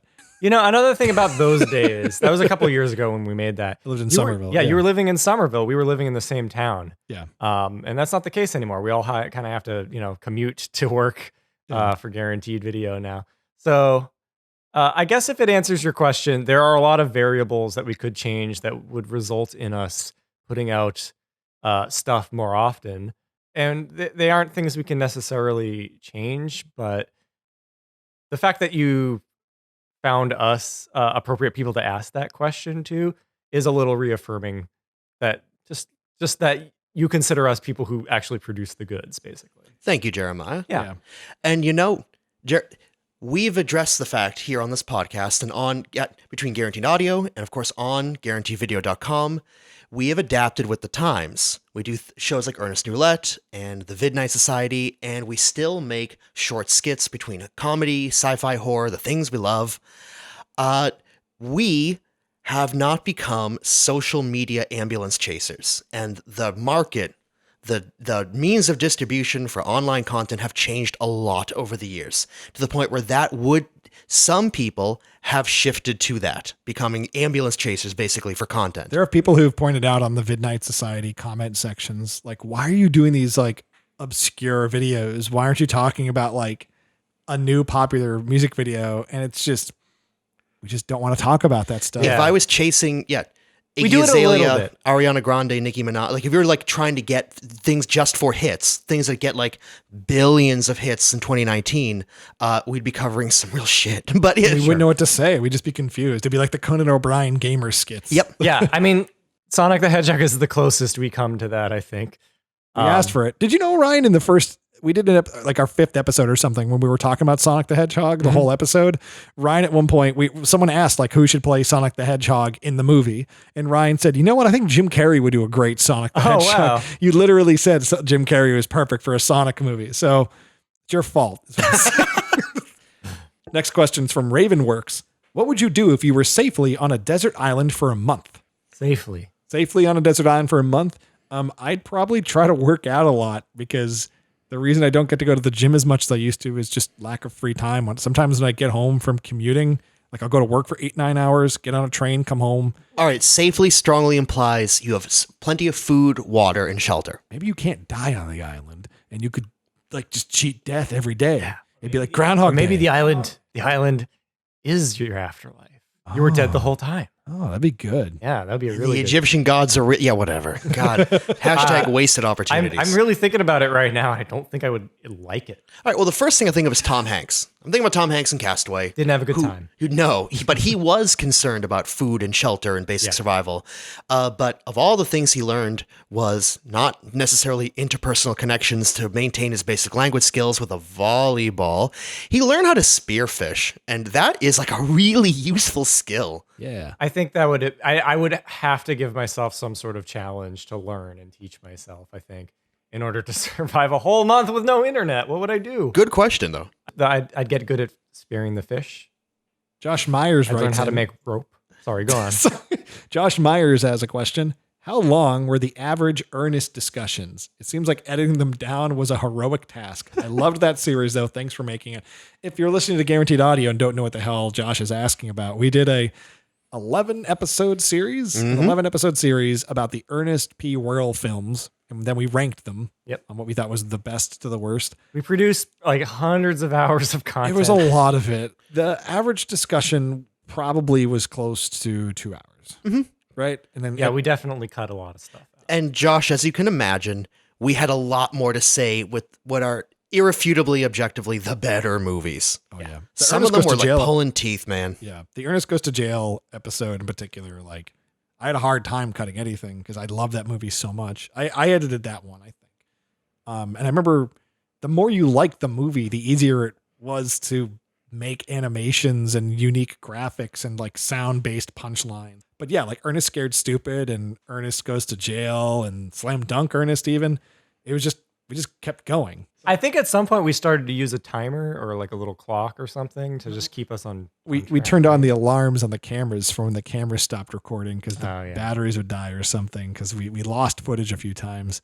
There's a couple episodes where if you're paying attention, we stop using certain camera angles. It's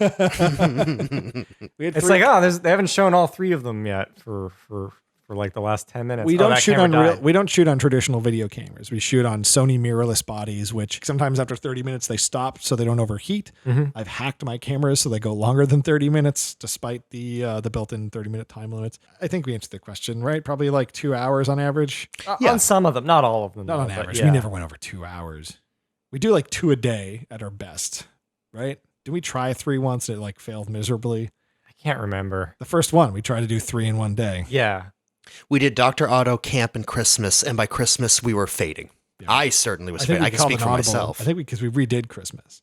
Oh, Like stopped. Like we can't do this. It's too. Anytime you're like, we're just gonna do 1 million shoots in one day, never works. Yeah, but no, it's super easy. I think this very podcast is going pretty long now. Oh sure. Riley Johnson's got a great question. Over. All right, Riley Johnson asked, what is the spookiest / most haunted place you've been in Massachusetts? Also, how do you feel about the Sonic redesign? Well, thank you, Riley. We already answered the Sonic question, and we appreciate that. I love finding spooky, scary places here in Massachusetts. Yeah, this is your question. Before I say my bit, what do you guys? That abandoned tuberculosis hospital. It's pretty cool. When my brother went to college at UMass Dartmouth in Dartmouth, Massachusetts, there was the very bare bones remnants of an abandoned amusement park, and there just aren't a lot of abandoned amusement parks left, with the roller coaster and all the other stuff just rusting through like Silent Hill imagery. That was great. Could you repeat the question to me? Sure. What is the spookiest / most haunted place you've been in Massachusetts? New Hampshire.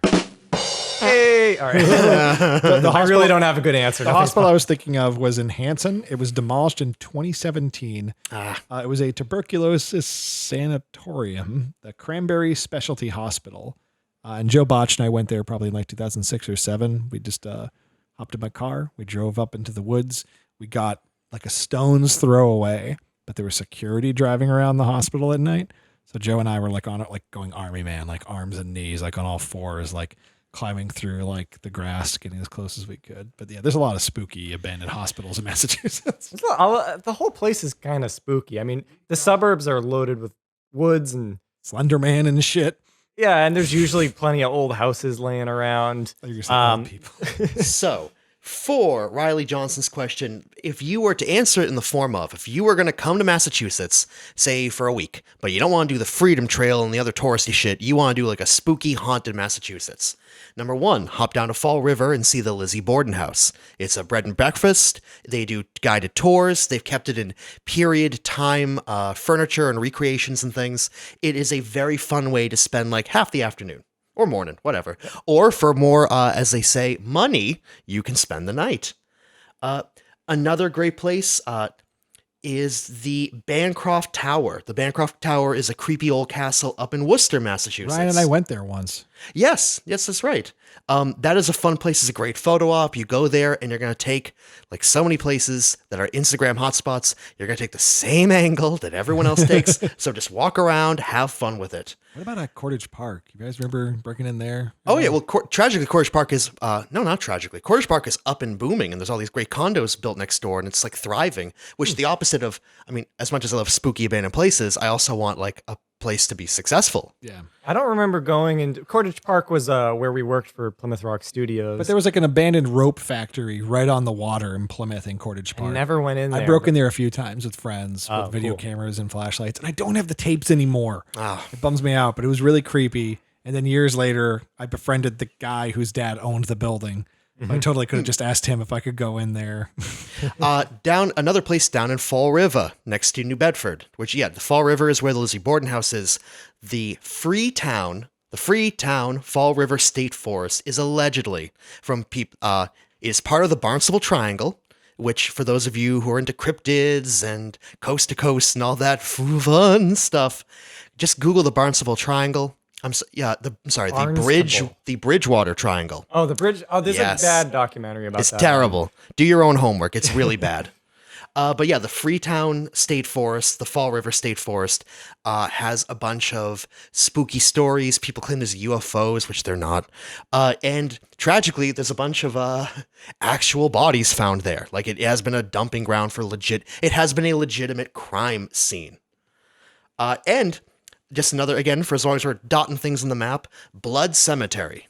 Now, Blood Cemetery is technically in it's in New Hampshire, but it's right over the border. What a great name. That's up there with Skull Cliff. Yeah. Most of our cemeteries. Oh, Skull Cliff. Again, having to make that one up. That one's great. Skull Cliff is a real place and not a level in like Sonic 3 or something. Yeah. You know, we haven't mentioned Salem yet. Are there any legitimately spooky parts of Salem? Oh, yeah. Sure, depending on your sensitivities. I never thought Salem was all that scary. I love it to death.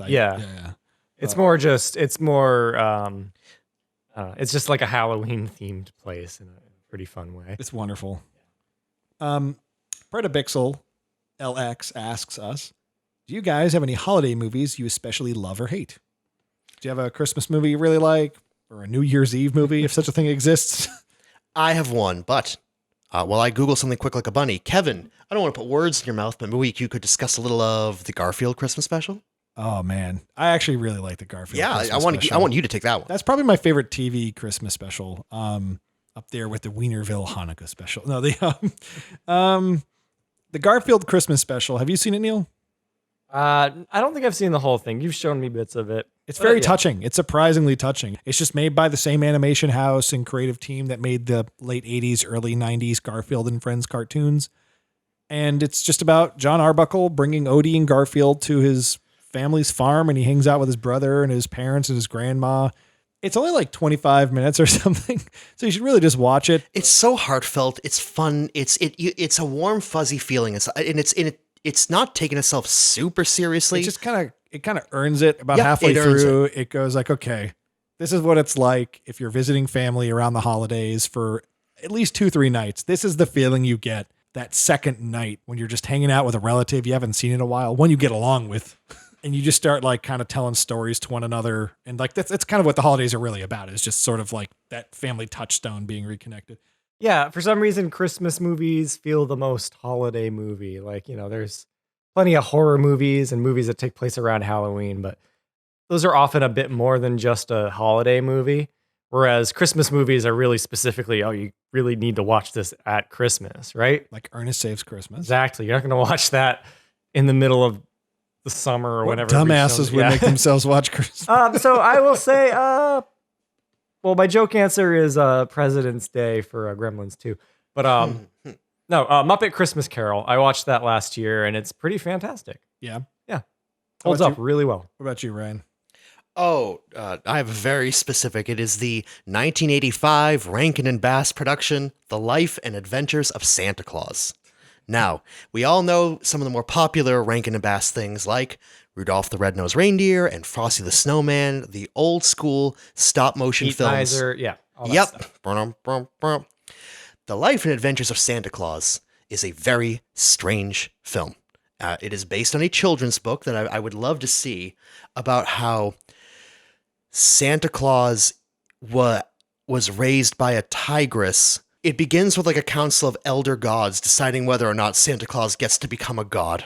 And I kind of remember seeing this. He was raised by a tigress, and then as he entered adolescence, like the like Thor or Odin or Christ or something. Oh, let me try that again. There's nothing about Jesus. Jesus is far removed from this Christmas. There's no wise men. There's no Bethlehem. There's none of that. He's raised by wizards. There's a battle at the end where they fight a dragon, and there are these monsters called the Agua. This is where Christmas comes from.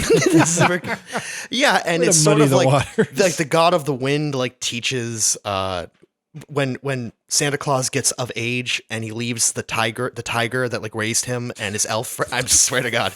And he like brings him like hold my robe and fly with me. And he teaches like some people it's like the origin stories of the Buddha. Like some people get old and some people get sick, and this could happen to you too. They came out in 85? Yes. So Santa Claus the movie came out in 1985. It was a big year for Santa movies. Apparently.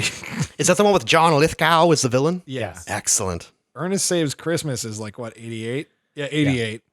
Man, a lot of straight up Santa Claus movies in the mid-80s. They were all about commercializing on sacred things. Tell you what, I'm not going to spoil too much of the story, but The Life and Adventures of Santa Claus, the first sentence from the Wikipedia page, and I quote, "Long ago in the forest of Burzee, a council meeting was held where the great Ak tells the story of Santa Claus to the leaders of the immortals, hoping to persuade them to grant Claus immortality." Yes, Ryan. Everyone knows the story of Santa Claus. I'm not going to LeVar Burton this thing. If you are sick of boring Christmas narratives, when him fighting for this one, the black dragon of the Agua, like I'm telling you, you're not going to be disappointed. they must have just read all the wrong signals for how much everyone loved Rudolph. They're like, oh, they really liked like the Island of Misfit Toys and the Abominable Snowman. Let's just go big. Just go big or go home. Yeah. Here's the story of Santa Claus. Yeah, that's right. So that's later than I thought they were making their stuff. Did they have any stop motion Rankin Bass films after that? I don't know, but I also just remembered that it's actually based on L. Frank Baum, the guy who wrote The Wizard of Oz. He wrote the original children's story that it's based on. Oh, okay. So that explains it. Yes, it does. They were making stuff. Yeah, for a while. They did like traditional animation. They made, I mean, I see. Right, because they did The Hobbit. They had a movie from 2001. But like the stop motion style specifically, I feel like that stopped at some point, and that might be the last video. The last stop motion I see is The Life and Adventures of Santa Claus. That killed it?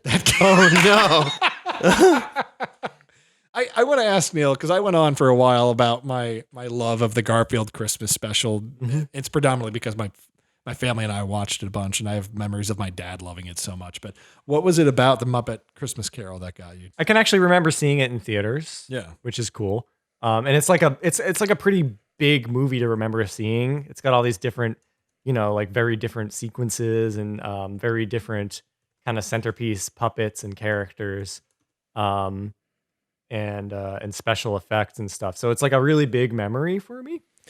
I have a question for you, Neil. But having watched it as an adult, I realized, they used like enough of the original text, which is really well written, and it's just like it's the first movie that they did after Jim Henson died, and it's like a really good.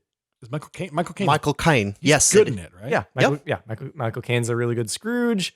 He's good as George C. Scott or Patrick Stewart. Oh, I think George C. Scott might be my favorite too. That's a really good one.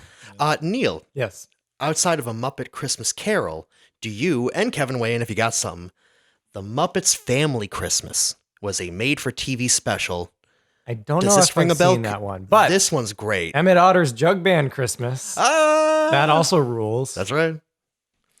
Yeah, does anyone remember there's a repeating phrase in it, watch out for the icy patch, or look out for the ice, something about every character who comes to the house in this, like, folksy Christmas special, everyone keeps slipping on the same icy patch. I like vaguely recall it airing maybe on Nick Jr. once or something like that. But I haven't seen that one.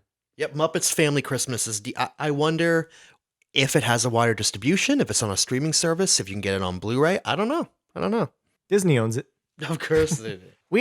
We should all watch Scrooged sometime. We did. Bobcat Did we Goldthwait. watch Scrooged already? That was like one of the first movies we all watched together. We should watch it again. It's great. Yeah. Bill Murray really is struggling. He doesn't know what to do. He and Richard Donner infamously had a huge falling out making that movie because it was Bill Murray's return to American movie making. After Ghostbusters, he kind of took off for a while. He had the cameo in Little Shop of Horrors. It's such a good cameo. But then he's like, okay, I'm ready to like lead a movie again. And like, he's basically just screaming and being manic the whole movie because that's what he thought Donner wanted out of him. Like, if you watch that movie is super aggressive. I kind of like that about it though. Yeah. Like, I mean, that movie's wonderful. It's a very, it feels a little bit ahead of its time with like the dripping cynicism. Yeah. And just like black humor of it. It holds up because of it. It's kind I mean, it has a Danny Elfman score and it feels post Tim Burton in a lot of ways, but it's actually the same year Tim Burton really like did Beetlejuice. So it's not really. Bobcat Goldthwait's descent into a hideous drunken wretch, i.e. Smithers, Who Shot Mr. Burns. Yeah, perfect casting with that guy. So good. Let's just talk about how good Scrooged is for a minute. Karen Allen. Yep. Fucking Bobcat Goldthwait. John Glover. There's so many good people in that movie. Kane, yeah. Buster Poindexter. He's the cab driver goblin. Oh my God. He has a real name. David Johansen. Yeah, but that's like the best line in the movie is Niagara Falls, Frankie. Like that's where the movie kind of earns itself. There's an episode of Aqua Teen Hunger Force that I think accidentally references Scrooged. I don't know. Well, like the first ghost he meets in that movie is like a decomposing corpse. Is that Jack Palance? I think you're just thinking he does have a golf ball in the back, but he was killed accidentally on the links. I remember being very gruesome as a kid and thinking like, this is a comedy. Jamie Farr? Oh no, that's Jacob Marley. It's Jamie Farr. Might be Jamie Farr. Yeah. Yep, that would be Marley, the first ghost of like, I'm here to warn you about the ghosts. But he's under a lot of makeup and I think sunglasses maybe or something like that. Yeah, it's just kind of it's a grotesque Christmas comedy. It is, I think, my favorite depiction of the ghosts of Christmas future. Oh man. Yeah. That was wonderful. That like holds up. That's like really intense.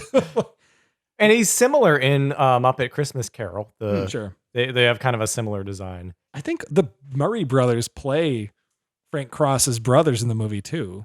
Oh. Like they show like his family having dinner without him because he's like kind of not invited. So you got Brian Doyle and they're all like bummed out. Like they're all like hoping he's okay because he's kind of like he kind of doesn't get involved with the family anymore. Yeah. It sounds so generic, but it's got heart. That movie's got... You can't... I mean, Christmas... That's the whole point of Christmas Carol. It's like one of the most this has heart stories ever made. So it's just like I don't know. I don't know if you could make that movie without it being kind of touching. You'd have to really fuck it up. I'm sure, to call back to Ryan's point... Jim Carrey. The Jim Carrey one. Yeah. Made by our boy... Robert Zemeckis. The Robert Zemeckis one. Yeah, not so good, I hear. Yeah, but it's just such a good story with a built-in 3-act structure. I guess the idea of like reinventing it as a modern day story, Mm-hmm. I can't think of another time someone's done it since Scrooged. There's probably like some TV movie that did it. Funny, yeah. You only get to do it the first time once. And that seems to be, I assume Scrooge is the first time they did it because it's the one everyone remembers. Is it? I think people remember Scrooged, right? More than Muppets? Well, that wasn't modern day, is what I'm saying. It wasn't Dickensian. It's 1988 New York City. Yeah. So remember the marketing for that movie? We watched the trailer right before we watched the movie to like pump ourselves up. This is like 10 years ago. And the trailer heavily relies on, hey, Ghostbusters. Bill Murray was in Ghostbusters. Yeah. Like he's back to Bill Battle Murray's of the back Ghosts. back to dealing with ghosts again. And they show like one of the few roto lightning effects in the movie that evokes the Ghostbusters look. Totally. Yeah. Okay. And our final question for Guaranteed Audio episode 14 comes from Bella. Bella writes in most episodes. I like Bella. When given the chance to customize your main character on a video game you're playing, what is your go-to customization? Do Do you just make yourselves, or do you have any preferences of what you enjoy pretending to be? I usually just make myself, but like an idealized version of myself. Like, I don't know. Like if I'm playing Fallout games, I tend to do like greaser style me. I keep the facial hair and all that stuff, but it's sometimes I do that. Other times it feels inappropriate. Like Ming was playing Dream Daddy, and you designed your character at the beginning of that, and she tried making me, and then realized that like, a story where I am like a divorced or widowed father. I forget the plot of that game because she played it, not me. Like dating like other men and stuff just like felt weird for her. So she went back and she made Snape, Severus Snape, and that was her daddy. So I feel like it needs to be like a specific wish fulfillment kind of thing, or a game where the main character doesn't exactly matter. Like, yeah. But I think I definitely recall making myself in The Sims, and you always do it in with the Mii's on the Nintendo system. Remember the Mii's? Yeah. Ryan, what about you? Well, I gotta say, I've been playing a couple of games lately. I just picked up Death Stranding when it came out last week. Maybe I shouldn't say it like that because what if this doesn't come out for another week or two? Well, then you'll know. Death Stranding, where you just are Norman Reedus, who's doing a good job. I recently played a bit of Untitled Goose Project. That game was great. Untitled Goose Game. Yeah. I don't own a Switch, but I borrowed one. You should play. Delightful. You should play I Am Bread, because there's like a lot of games that are just like Goose Game that I feel like everyone's overlooking. Like I feel like I never heard anyone explode over one of these. I'll hit I Am Bread. I haven't done that yet. Fun. Yeah. Trover Saves the Universe. Revisited BioShock Infinite. The remake of Resident Evil 2 from last year. I find that most games I play, I don't customize the avatar. But I can say, to answer your question, because I didn't, I find far too often that I just usually go to the default of playing as a man. I rarely play as a girl when the option is unlimited. And as a man, I almost always use a beard. I don't know why. I feel like I have a beard. That's true. Mystery solved. If I have an option between playing like pre-scripted, like pre-spec'd characters, like in Resident Evil 2, I will usually play as the female first because it's me too. Usually it's rarer for me. I mean, like there's still tons of like women protagonists in video games, but I've never been particularly attracted to the Tomb Raider series. I like the original Tomb Raider. Well, in my defense, I have been playing as Claire before Leon in Resident Evil 2 since 1998. And let me tell you something, I don't think it's going to change. I just like Claire more. Zombies Ate My Neighbor. Can't go wrong. They're both cool. Yeah. I do have a story. I won't use their name, but a close friend of mine always played games as a female character whenever given the option to spec out and build their own character, like Mass Effect. And over the last 4 years transitioned into a she. It was it was pretty cool. But it was always a thing that whenever we would talk about video games, my friend would always bring up like, I just don't see the point in playing as a man in these games. Like it's boring. Like so many video game characters kind of all look the same now. They're all just kind of like, generic protagonist man. And I want to like do something more interesting with my time. If I'm going to play 80 hours of Mass Effect, I'd like my character to be more creative and fun looking. So I'm going to be a woman. Because that's just the way like the armor and such is designed to those games. So I thought it was fitting when I found out that friend of mine transitioned. It just made me happy. Did that help her in some way, or was it more of a like she knew the whole time and was just kind of? We haven't talked specifically about it, but I'd like to assume it was allowing her to sort of live out the fantasy, but kind of like it's like a tiptoe thing. I imagine. I would love to see some sociologist or other competent adult do a comprehensive peer-reviewed study as to the correlation between transgender adolescents and if they do or do not transition, and how when playing or participating in video games, what gender they pick their avatar to. Oh, I can almost guarantee you there are videos and articles. I'm sure someone has at least broached the subject. I can easily see someone finding that the further studies need not be conducted, and it's exactly what you think it is, and then going, we found our research is inconclusive. I better keep getting funded for 4 years. And unfortunately, that's how like really obvious information doesn't get disseminated into peer-reviewed articles, and that people go, hey, it's kind of no shit Sherlock here, but let's keep getting funded. Does caffeine give people energy? Let's spend some money. Yeah, we better take a look. One thing in my defense for kind of playing as myself in almost every video game, like designing a character that looks kind of like me. A big reason I like to do that is modern video games, if they have the ability to say my name, I get a big thrill out of that. Mm-hmm. Like if I'm playing like a sport game and it's like Kevin passes to Gretzky or something like that. I like hearing that. Like, I do like hearing my own name said in the video game. Totally. Yeah. So there's like a mark in my defense. I think probably the last time I had a ton of fun customizing a character was probably one of like the wrestling WWE, probably back at the WWF days, the like N64 games where you could just make these terribly ugly. These games do not hold up. Oh no. Yeah.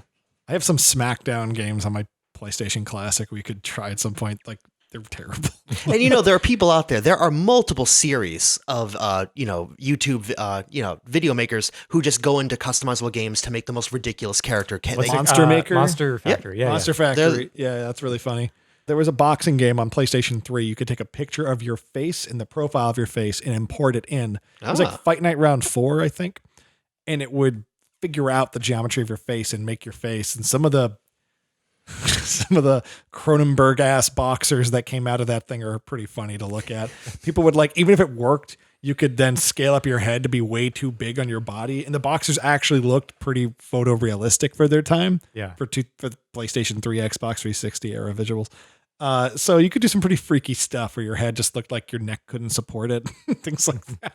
I think that's it for the questions for this episode of Guaranteed Audio, right? As always, you guys have been great. Hopefully you enjoyed us reading off these questions. We predicated most of the episode on it. I guess we're going to try and make a movie in the next year.